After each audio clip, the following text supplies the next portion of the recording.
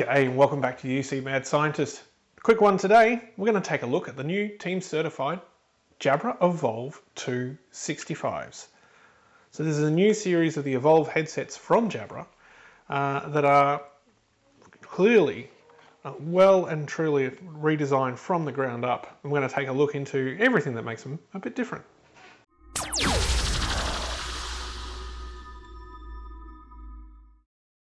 Right, well, as you might have seen in the intro, inside the box we get the box itself, a nice quick start guide, a relatively nice case. It's actually nice inside with a little place, focus, with a little place to hold your dongle, which is nice. And of course, the headset itself. On the headset itself, we have a microphone boom on the right hand side. It is unfortunately one-sided, you can't flip it over and change directions like on previous models. A Teams button on the headset here. And buttons for power, volume, noise cancelling on the right ear cup. And not much on the left ear cup. If we have a look at the cups themselves, they are labelled with clearly with an L and an R. The labelling is not too obtrusive, so it's not going to shout out that this is what's this and this is what's that. But all in all, a relatively sleek design. The band itself isn't too firm or squishy. We have a nice rubberized coating on the top, so you'll get a nice texture on your head. You don't have to, it's all nice and squishy, but the sides are still quite firm, but you're not going to get heaps of that pressure pressing on your head as you have the headset on. Let's break it down and see what it sounds like. Okay, so digging into the headsets a little bit more, we can see that we have volume up, track forward, play pause, answer call, volume down, track backwards. We also have our power switch here, which is used for Bluetooth pairing. And additionally, we have a USB-C port for charging. It's nice to see. We have our Teams button on the side, which is what you'd expect it to be. And we have a mute button here on the front. But additionally, when the user moves the headset up, it will mute automatically, as with most Jabra units. The good thing though is if you have it stowed up and you move the headset down, it will automatically answer the call. Very neat. So after having a little play with the headset itself, I've become quite comfortable with the controls. They are quite intuitive. So the three controls across the back are your volume up, down, play, pause, next track and previous track.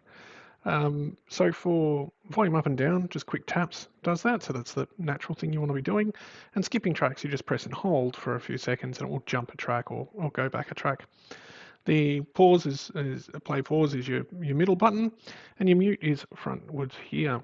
What's really nice to see is that when the boom is down and the headset is in recording mode, so the microphone is active, it gives you a side tone, and that side tone is completely adjustable.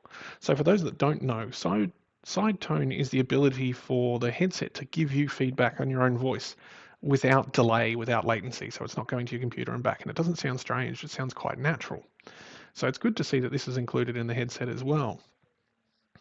Now it comes with their new receiver, the Jabra Link 380, which from my testing so far is heaps better than some of the older Jabra Bluetooth units I've used. Some of them had some range issues, but I've been walking around the house with this today just fine.